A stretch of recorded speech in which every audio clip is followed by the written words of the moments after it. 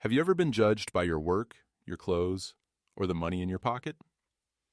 We all have felt that sting of being underestimated, dismissed before we even get a chance to speak. But what happens when that judgment comes from a man who could buy an entire city block where you live? What happens when a simple waitress struggling to survive is publicly humiliated by a ruthless billionaire in a room full of the world's elite? You might think you know how this story ends with tears and a silent retreat, but you would be wrong. This is the story of Arence, a woman who had nothing more left to lose. And the night she not only responded, she changed everything. The starched white apron felt heavier than usual on Arence's hips. It was a physical manifestation of the invisible weight she carried each day. The weight of unpaid medical bills, the crushing rent for her tiny drafty apartment, and the suffocating memory of a life that felt like a half-remembered dream. Her world was now confined to the 100 square feet of polished mahogany floor in Manhattan's downtown area, its most exclusive dining establishment. Aria was not just a restaurant, it was a theater. The patrons were the stars adorned with designer clothes and watches worth $1 million. And the staff were the silent, efficient stagehands, trained to be invisible until they were needed. Arence had mastered the art of invisibility. She could glide between tables laden with crystal glasses and plates of food that cost more than her weekly salary. Her face a perfect mask of pleasant neutrality. Tonight, the air in Aria was electric, charged with the aroma of white truffle and silent ambition. A major deal was being negotiated in the private dining room, the Verona Suite. Arence's manager, a perpetually stressed man named Mr. Dubois, had pulled her aside earlier. He had said in a low hiss, "Table 7, the Sterling party. This is not the night for mistakes. The man is Alexander Sterling. Do you know who he is, Arence?" She knew. Everyone knew. Alexander Sterling was a tech industry titan, a man whose photo was laminated in business magazines with headlines like "The Vulture of Silicon Valley" and "The Billionaire Who Buys and Buries." He was infamous for his brutal business tactics and an even more brutal personality. He was new money, a shark who had devoured his way to the top and now circled looking for his next meal. To Arence, he was just another customer, a difficult one, no doubt, but her job was to serve, smile, and survive. Her shift. Survival was her primary focus. After her shift, she would take the rattling subway train back to Queens, to the small apartment she shared with her mother, Catherine. Catherine, a woman who once debated Renaissance poetry at collegiate cocktail parties, now spent most of her days in a worn armchair, her world narrowed by a chronic illness that doctors called a progressive neurological decline. It was a vague, terrifying diagnosis that required expensive specialists and medicines that Arence's meager tips could hardly cover. While refilling a water glass for a woman covered in diamonds, Arence's mind drifted again. She remembered a different life, a life of warmth and light. She remembered her father, Professor Alastair Bance. He was not a billionaire, but he was wealthy in a way that Alexander Sterling could never comprehend. He was a celebrated art historian and a leading expert in classical languages, a man whose home was filled not with stock certificates but with books that smelled of aged paper and leather. He had been the one who taught her the music of other languages. They didn't just study vocabulary, they inhaled the culture. He would read ancient poems like bedtime stories, his voice rising and falling with the cadence of forgotten empires. Their summers were spent in Italy, not in five-star resorts, but in dusty libraries in Florence and walking through sun-drenched ruins in Rome. He had given her a gift, a key to a world of beauty and history. Then that world had shattered. Professor Bance, the most honorable man Arence had ever known, was accused of authenticating a forged Renaissance sculpture. The scandal was a media firestorm. He was discredited, his reputation destroyed, his career turned to ash. The university cut ties, friends disappeared, and legal fees devoured their life savings. The stress broke him. A swift, relentless heart attack took him from her a year later. They lost everything. The house, the books, the life they knew. Arence, who had been about to begin her own doctoral program in art history, was forced to drop out and find work, any work. Now her deep knowledge of 15th century Florentine art was only useful for ensuring cutlery was aligned with mathematical precision. Her fluency in language was reduced to reciting the daily specials. A sharp snap of fingers pulled her from her reverie. A man at table 4 glared at her, his bread plate empty, a silent accusation. "I'm sorry, sir," she murmured, her face flushing as she hurried to retrieve the basket. She was losing focus. Mr. Dubois's warning echoed in her ears, "Not tonight." She took a deep breath, pushing her memories down, locking them in the vault where she kept her pain. She was not Aaron Spance, daughter of a brilliant professor. She was waitress 12. And table 7, the Sterling party, was about to arrive. She smoothed her apron, the heavy fabric a reminder of her reality, and braced for the storm. Arya's main doors opened with a whisper, and a palpable shift occurred in the room's atmosphere. The low hum of conversation faltered, heads turned. It was as if a predator had entered the watering hole. Alexander Sterling did not walk. He commanded the space around him. He was tall and impeccably dressed in a tailored charcoal gray suit that probably cost more than Arence's car, if she had one. His hair was dark and perfectly coiffed, but it was his eyes that held the room captive. They were the color of cold steel, sharp and analytical, constantly evaluating, valuing, and dismissing everything that landed on them.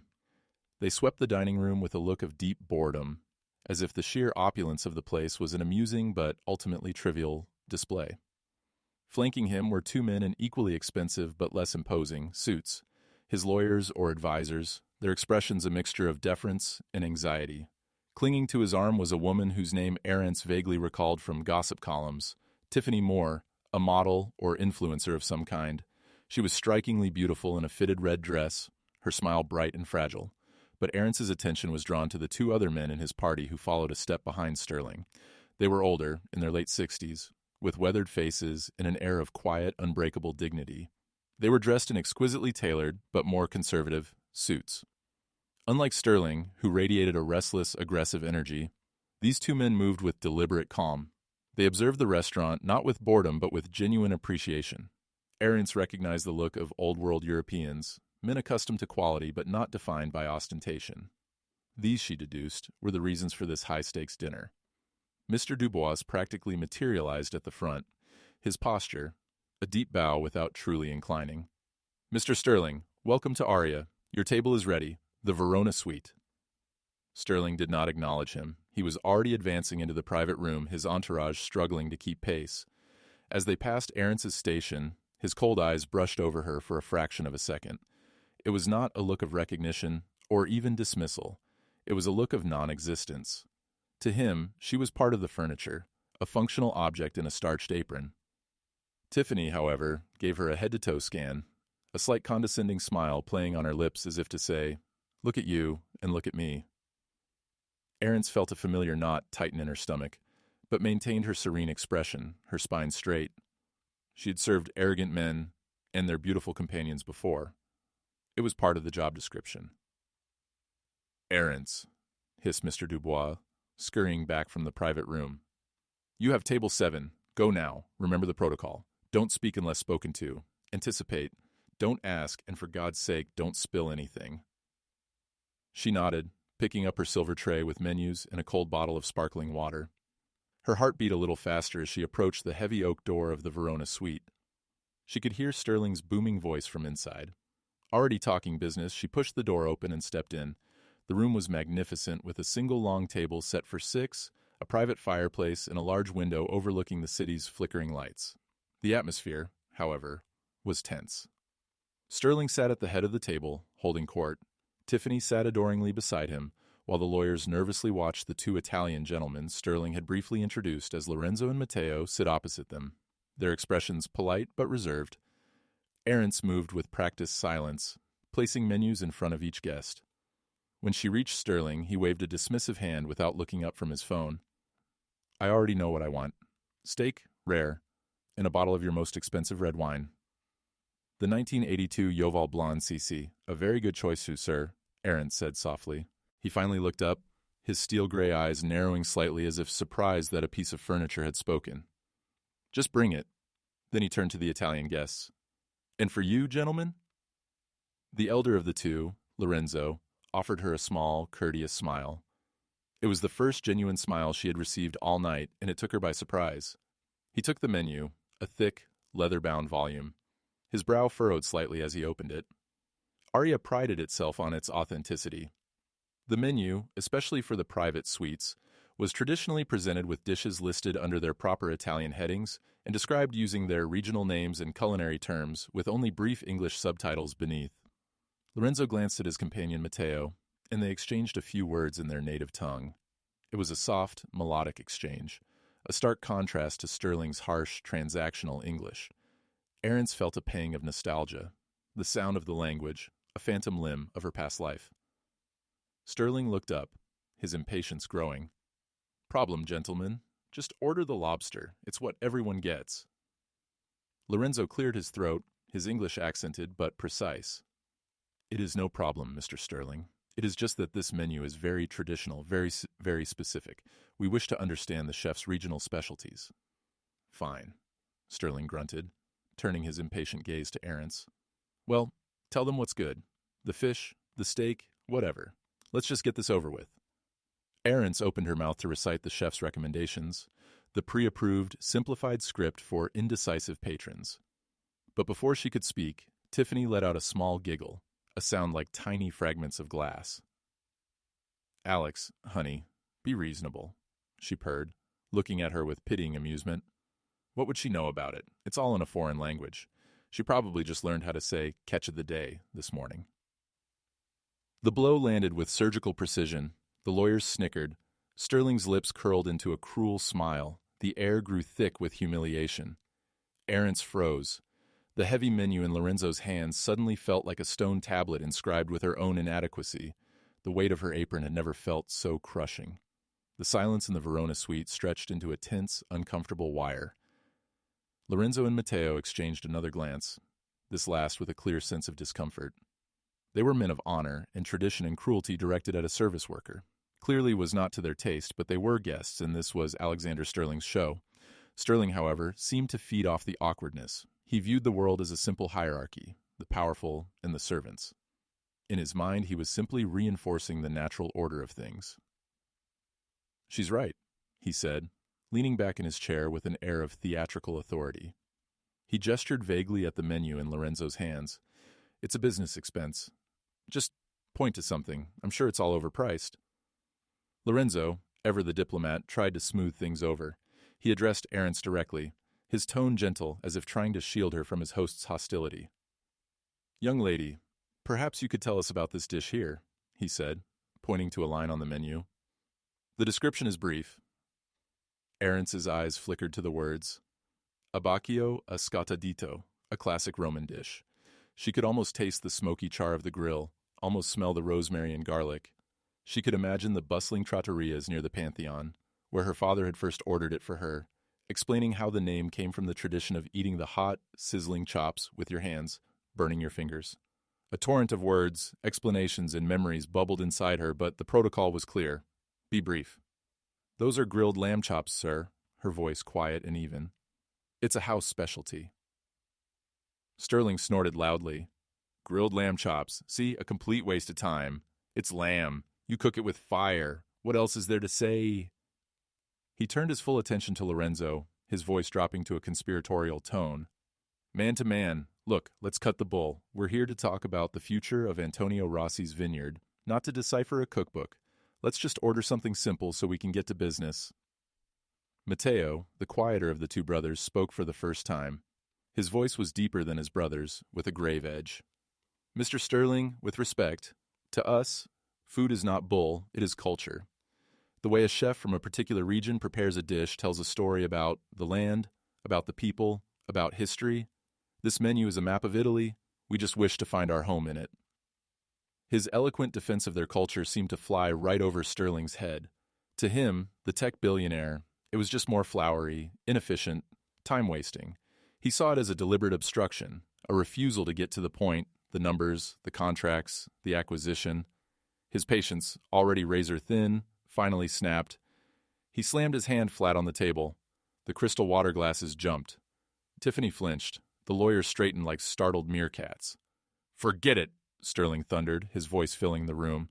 He glared at Aarons, his eyes burning with contempt. He didn't see a person. He saw the focal point of his frustration, the symbol of the inefficiency that was holding up his deal. "How is she supposed to help us?" he bellowed, gesturing toward her with a dismissive flick of his wrist. He looked directly at Lorenzo and Matteo as if she weren't even there. "We're sitting here trying to have a serious discussion, and we're being held up by a menu that this girl probably uses as a placemat." He paused for effect, a cruel, triumphant smile spreading across his face as he delivered the final, crushing blow. Honestly, what's the point of asking her? She can't even read the menu. The words hung in the air, sharp and poisonous. It was more than an insult. It was a verdict, a declaration of her uselessness. In that sentence, he had stripped her of her intelligence, her history, her humanity. He had reduced her entire existence to the starched white apron she wore. Tiffany let out another tinkling, cruel laugh. The lawyers shifted uncomfortably, avoiding Arence's gaze. Arence stood perfectly still. For a moment she felt nothing but a dull, humming silence in her ears. The room seemed to fade at the edges. All she could see was Sterling's smug, victorious face. The face of a man who had never known hardship, never known loss, never known how it felt to be invisible. And then something inside her broke. It was not a loud, violent snap, but a quiet, seismic shift. It was the part of her that had endured the whispers after her father's downfall, the part that had swallowed her pride and taken this job, the part that cleaned up after the rich and powerful every night while her brilliant mother withered, the part of her that had been silent for far, far too long. Her father's voice echoed in her memory, a quote from Dante he loved to repeat, "Fear not, our destiny cannot be taken from us. It is a gift." Her destiny was not to stand here and be humiliated. Her gift was not something to hide in shame. She raised her chin. Her eyes, which had been downcast, met Alexander Sterling's gaze directly. The pleasant, neutral mask fell, revealing a flicker of fire that had been dormant for years. She took a slow, deliberate breath, and the entire room seemed to hold its breath with her. The silence was a void, and she was about to fill it. She did not raise her voice. She did not resort to insults. Instead, she spoke with a calm, crystal clarity that cut through the tension like a diamond on glass. She turned her body slightly, directing her words not to the sneering billionaire, but to the two men who had shown her a glimpse of courtesy. She looked directly at Lorenzo and Matteo Rossi. "Gentlemen," her voice began, steady and resonant, imbued with an authority that stunned the table into silence. "You are from Tuscany, are you not? Near Florence, perhaps?" The Rossi brothers exchanged glances, their eyebrows raised in surprise. Lorenzo nodded slowly. "Yes. How did you know?" "By the way you speak," she replied, a faint, sad smile gracing her lips. "Your dialect has the cadence of the Arno River. It is a sound my father treasured." Alexander Sterling let out a short, disbelieving laugh. "Oh, here we go. The waitress is a poet." She ignored him completely, her focus entirely on the two Italians. She gestured toward the menu in Lorenzo's hand. "Mr. Sterling is right about one thing," she said, her voice taking on a new, richer tone. "This is not just a cookbook. It is, as you said, a map, and it is a map I know by heart." She began to speak, and it was as if a different person had taken over her body. The timid, subservient waitress was gone, replaced by a confident, passionate scholar.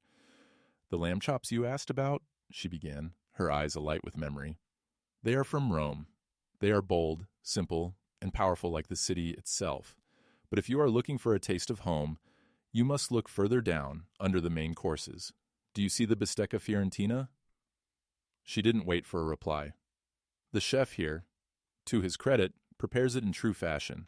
It is not just a steak, it is a bistecca fiorentina, aged precisely 30 days. It is never cooked more than rare. Seasoned only with salt, pepper, and the finest local olive oil after leaving the grill. To cook it any other way is an insult to generations of butchers in the Central Market who perfected the cut." Her voice was a melody. She described the food with such vividness that the air seemed to fill with aromas of wood smoke and roasted meat. The Rossi brothers leaned forward now, utterly captivated. "And for your first course," she continued, her gaze sweeping the page, "you could bypass the more common pastas. Look here," she said, pointing to a specific item, a wide, flat pasta with a wild boar sauce. "This is not a delicate dish. It is a taste of the autumn forest floor in the Chianti Hills. It speaks of long, slow simmering at home, of a recipe passed down from a nonna who never wrote anything down. It is a dish of patience and heritage." She moved seamlessly from one region to another, her knowledge encyclopedic, her passion infectious.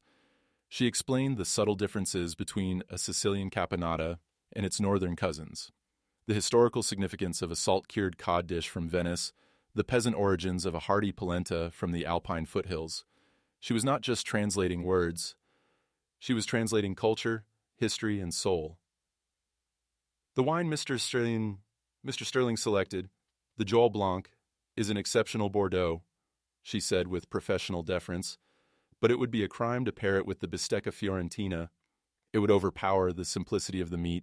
You need something with body, but also with Tuscan earth from a small family estate. It wouldn't be the most expensive on the list, but it would be the right one.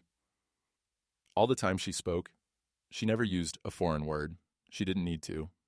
She painted a picture with her English prose, so vibrant that the Rossi brothers could hear the music of their own language in her descriptions. Finally, she paused. The Verona suite was utterly silent, save for the crackling fire. The two lawyers stared at her, their mouths slightly agape. Tiffany Moore's painted smile had vanished, replaced by a look of stunned disbelief, and Alexander Sterling was speechless. His face was a mask of pure shock. The smug superiority had been wiped away, leaving behind a raw, naked bewilderment. He had built an empire on data, on algorithms, on predicting outcomes, but he could never have predicted this. He had tried to swat a fly, and a dragon had responded. It was Lorenzo Rossi who broke the spell. Slowly, he placed his menu on the table, looked at Arentz, and his eyes glistened with profound respect. "Incredible," he whispered, more to himself than to anyone else. Then he looked at his brother, and a wide, genuine smile spread across his face. He turned back to Arentz. "Young lady," he said, his voice thick with emotion, "you have given us a tour of our own country, better than any guide in Florence. Please," he said, gesturing to the empty chair next to him. "Sit, join us. Tell us more." The request was a cannon shot fired through Aria's rigid etiquette. A waitress sitting with the guests. It was unthinkable. Mr. Dubois would have a heart attack. But before she could politely decline, Alexander Sterling found his voice. It was a choked, strangled sound. "What did you say your name was?" he asked, his steel-gray eyes fixed on her, no longer with contempt, but with a dawning, terrifying sense of having made a catastrophic error. "My name," she said, her voice clear and proud, "is Bance." The name hung in the air. Arentz Bance, for Alexander Sterling's entourage, meant nothing. It was just a name. But for Lorenzo Rossi, it was a key unlocking a dusty room in his memory. His expression changed, the look of pleasant surprise deepening into one of keen, almost urgent interest. "Bance," he repeated, his brow furrowed in concentration. He leaned forward, studying Arentz's face, searching for a ghost in her features. "That is not a common name. Forgive me, but by chance, did you know Professor Alistair Bance?" The mention of her father's full name was like a physical blow. Arentz's composure, brilliantly maintained for the past 10 minutes, finally faltered. A wave of grief and love washed over her. Her eyes misted. "He was my father," she whispered, her voice barely audible. A heavy silence descended upon the table. Matteo Rossi placed his hand on his brother's arm, a look of sad understanding passing between them. Lorenzo's face was a portrait of sorrow. "My dear child," he said, his voice gentle and full of regret, "I am so sorry. Your father was a great man, a brilliant man. I had the honor of meeting him twice at academic conferences in Rome. He had a passion for our culture that was unsurpassed. What happened to him, the scandal, it was a travesty, a great injustice." Every word was a vindication, a balm on a wound she thought would never heal. To hear someone, a respected stranger, speak of her father with such reverence and defend his honor was more than she could have ever hoped for. Tears she had refused to shed for years now threatened to fall. Sterling watched this exchange, his mind racing. His dinner, his multi-million-dollar acquisition was derailing. The waitress he had so brutally insulted was not just some random girl. She was the daughter of a man his potential partners admired deeply. He hadn't just been rude. He had been sacrilegious. He had trampled his feet on hallowed ground without even knowing it. "Sit," Lorenzo insisted again, his tone leaving no room for argument. He looked at Tiffany. "Sterling will dine with us." It was an order, not a request. Sterling, for the first time in perhaps a decade, was not in control. He was a guest at his own table. To refuse would be to torpedo the deal instantly. He clenched his teeth and gave a curt, jerky nod. "Arentz," she thought, looking toward the door, expecting Mr. Dubois to burst in and fire her on the spot. But the opportunity to speak of her father, to honor his memory in this room, was too powerful to resist. Slowly, she untied the strings of her apron, folded the heavy weighted fabric, and placed it on her empty serving tray. It was a symbolic act of liberation. Then she walked with quiet dignity and took the empty seat between Lorenzo and Matteo. One of Sterling's lawyers, seeing the shift in power, quickly and awkwardly rose to pull out the chair for her. The gesture was so out of place, so contrary to the events of the past hour, that it bordered on the absurd. For the next hour, the conversation had nothing to do with vineyards or distribution rights. It was all about Professor Alistair Bance. Prompted by Lorenzo's gentle questions, Arent spoke about her father. She told them about his love for obscure Renaissance poets, his uncanny ability to spot a forgery from a dozen paces, and the summer they spent meticulously translating ancient Latin texts just for the joy of it. She spoke of his final year, of his brokenness, and his unshakable insistence on his own innocence.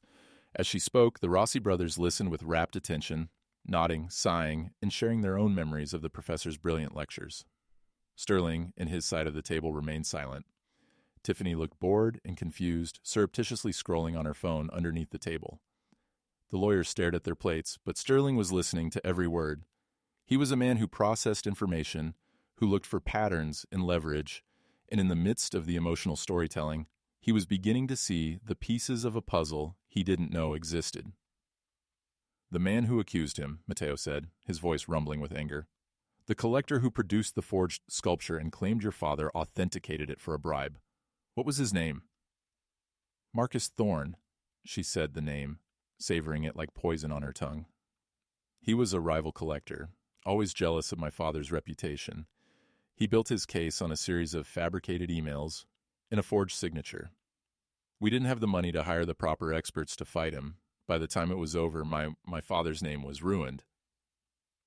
At the name Marcus Thorne, Alexander Sterling's head snapped up, his cold, calculating eyes narrowed. The puzzle pieces were no longer just on the table. They were flying together, clicking into place with terrifying speed. Marcus Thorne was not just a man. To him, he was a vicious competitor in the art and antiques market, a world Sterling had recently entered through his venture capital firm. Thorne had outmaneuvered him on 2 major acquisitions in the last year, using what Sterling suspected were underhanded tactics. Thorne was a snake, and Sterling had been looking for a reason to crush him. Suddenly, this dinner wasn't just about acquiring a vineyard. It was about something more, an opportunity. A weapon had just dropped into his lap. Lorenzo Rossi, seemingly unaware of the silent calculation happening across the table, reached out and patted Arantz's hand. "Your father's honor must be restored," he said with firm conviction.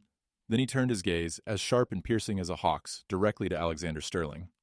"Mr. Sterling," Lorenzo said, his voice devoid of its earlier warmth, now cold and direct, "we came here tonight to discuss a partnership.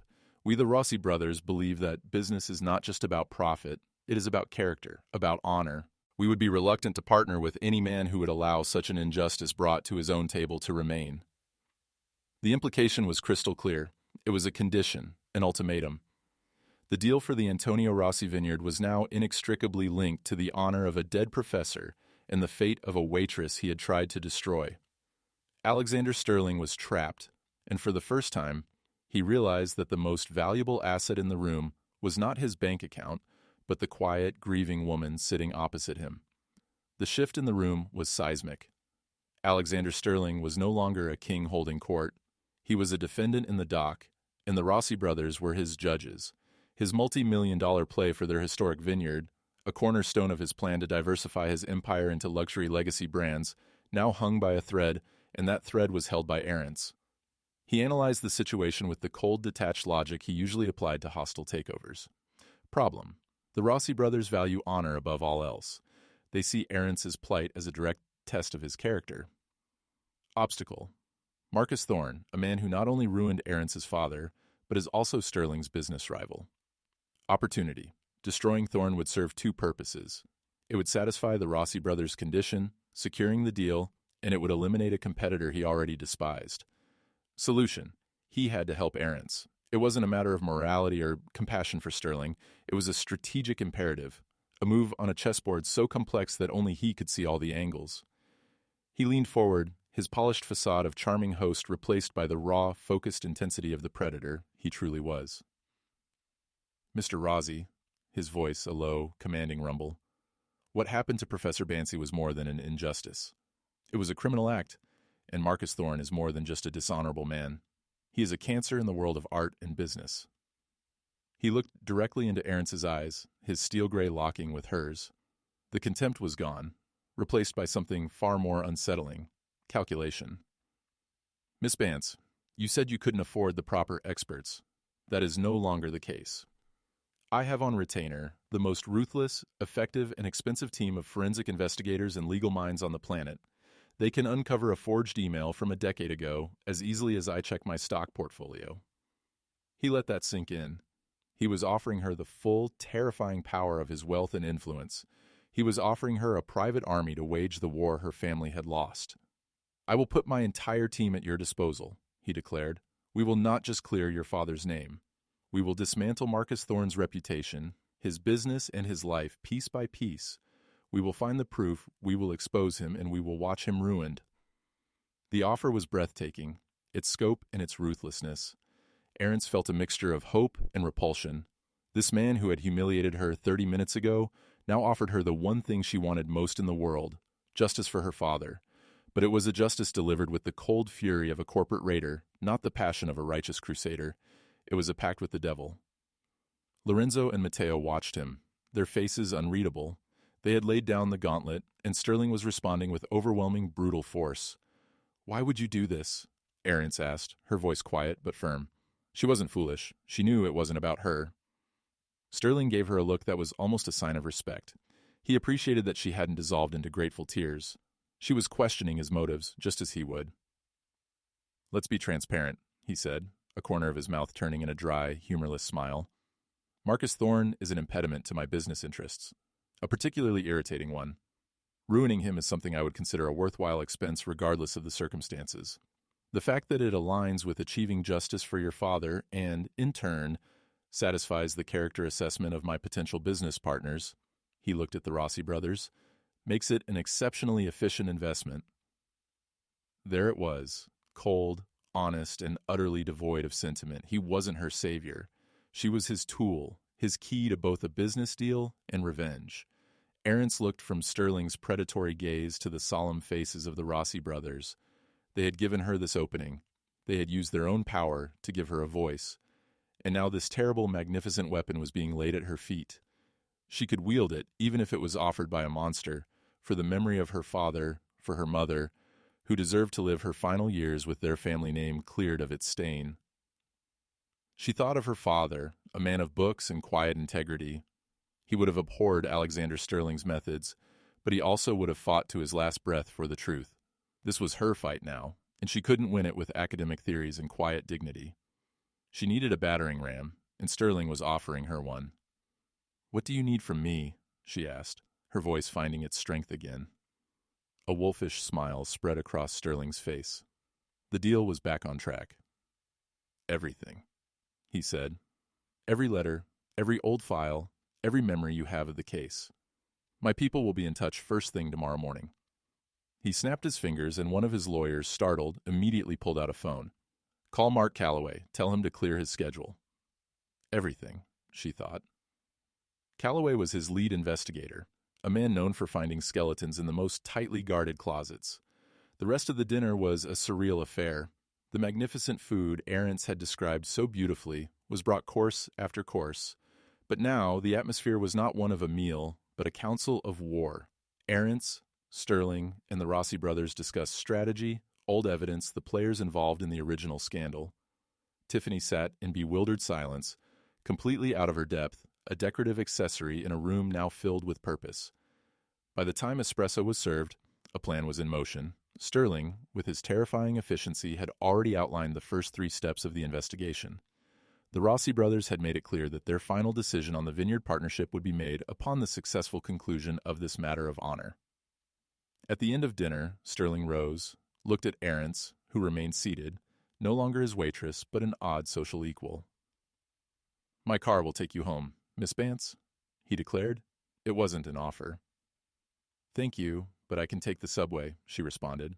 A small act of defiance, a reminder to him and to herself that she wasn't yet one of his possessions. Lorenzo Rossi smiled warmly. "Nonsense, my child. Allow us." He and Matteo insisted on escorting her, a gesture of protection and respect. As Aarons exited the Verona suite, flanked by the 2 distinguished Italian gentlemen, she paused and looked back. Alexander Sterling watched her, his phone to his ear, his eyes alight with the thrill of the hunt. He had come to Aria tonight to conquer a company. He had left with a far more complicated prize, a rival cause to destroy, and an improbable alliance with the woman he had tried to break. The game had changed, and the stakes were now higher than he could have imagined. The days that followed were a whirlwind. Arence's life was cut in two. By night, she still wore the heavy apron at Aria, serving clueless patrons and enduring Mr. Dubois's nervous scrutiny. He knew something had happened in the Verona suite, something that had shifted the balance of power and made him treat her with strange, fearful respect. But by day, her small queen's apartment became the war room for the reclamation of the Bance family name. Alexander Sterling was true to his word. His team descended with the force of a military operation. Mark Calloway, the lead investigator, was a former federal prosecutor with eyes that missed nothing. He and his team of forensic accountants, computer experts, and private detectives treated her not as a waitress, but as their primary source. They listened to her for hours, digitizing her father's old journals, re-examining every piece of evidence from the original case. Sterling himself was a constant, disembodied presence. He never came to the apartment. Instead, he communicated via encrypted messages and curt updates, issuing orders and pushing the investigation forward with relentless momentum. To him, it was a campaign, and he was its general. The breakthrough came 2 weeks later. Sterling's forensic team, using technology that hadn't existed when her father was accused, found microscopic inconsistencies in the digital architecture of the damning emails, fragments of code that proved they had been created and backdated to appear as if they came from the professor's account. It was the digital smoking gun. Simultaneously, Calloway's investigators, using Sterling's vast financial leverage to persuade people to talk, found the art dealer who had originally brokered the deal for the forged sculpture. Faced with the threat of financial ruin and legal exposure orchestrated by Sterling's lawyers, the dealer confessed. He admitted that Marcus Thorne had paid him handsomely to lie and corroborate the fabricated story. He had the offshore bank records to prove it. The case they built was airtight, brutal, and undeniable. Sterling didn't leak the story to a newspaper yet. Instead, he arranged a private meeting. He convened it in a neutral location, a private boardroom at a prestigious law firm. In attendance were Marcus Thorne, his lawyers, Arance, the Rossi brothers, and a board member from the museum that now held the forged sculpture. Thorne arrived looking confident, arrogant, ready to dismiss the meeting as an annoyance, but his color drained as Mark Calloway, with the dispassionate precision of a surgeon, laid out the evidence. The forensic data, the dealer's sworn affidavit, the bank records. It was an avalanche that buried Thorne completely. By the end of the presentation, Thorne was ashen. Sterling leaned back, a picture of calm, predatory satisfaction. He didn't say a word. He let the silence and the weight of the evidence crush his rival. The resolution was swift and ruthless. To avoid public prosecution that would have utterly destroyed him, Thorne agreed to Sterling's terms. He would issue a full public confession and apology, completely clearing Alistair Bance's name. He would donate a massive multi-million-dollar sum to a new academic foundation established in Professor Bance's name, and he would sell his entire antiquities collection, the one Sterling had been competing for, to Sterling's holding company for a fraction of its market value. It was total capitulation. A week later, the story broke. Not as a scandal, but as a vindication. The headlines read, "Renowned art historian Alistair Bance posthumously exonerated, and collector Marcus Thorne admits fraud." For Arance, it was like breathing again after years of being held underwater. She sat with her mother, Catherine, reading the articles aloud. For the first time in years, a light of clarity and peace returned to her mother's eyes. The weight of shame she hadn't even realized she carried had lifted. The Bance name was once again a source of pride. The day after the news broke, a long black car pulled up outside her apartment building. A driver in a black suit held the door open. Arance knew whose it was. She met Alexander Sterling on the rooftop terrace of his penthouse, the city sprawling beneath them like a map of his kingdom. "The Rossi brothers signed the final papers this morning," he said, handing her a glass of champagne. "The vineyard is mine." "Congratulations," Arance said, her voice neutral. "They have also endowed the Alistair Bance Foundation with a foundational gift of $5 million, he added. "It seems your father's name carries significant weight." He looked at her, his expression unusually serious. "The foundation needs a director, someone who understands the subject matter, the legacy, someone who speaks the language, literally and figuratively. The board, which now includes myself and Lorenzo Rossi, has voted unanimously The position is yours, if you want it. He was offering her a new life, a return to the world she had lost, but this time on her own terms. She would be the guardian of her father's legacy, a position of power and respect. She wouldn't be working for Sterling, but with him on the board of an independent foundation. Why? She asked, the same question she had asked at dinner. You got what you wanted. Sterling swirled the champagne in his glass, looking at the skyline. Asset management, he said, his voice quiet. I buy companies, technology, real estate. That night in Aria, I witnessed an asset I couldn't quantify. Your knowledge, your passion. It wasn't just about the menu. It was about a depth of understanding I've never encountered. It has value. My businesses expand into Europe, into luxury markets built on centuries of culture. I don't understand it. I am a shark, Miss Bance, but even a shark can see the value in a master navigator. It was the closest he would get to an apology, to an admission of respect. Arentz thought for a moment. She thought of the starched apron, the condescending jeers, the crushing weight of her old life, and she thought of her father, of his honor. This was the ultimate tribute to him. She could continue his work. She met Sterling's gaze, her own eyes clear and strong.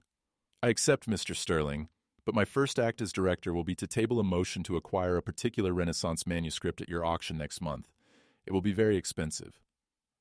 A slow smile spread across Alexander Sterling's face. It was the first genuine smile she had seen on him.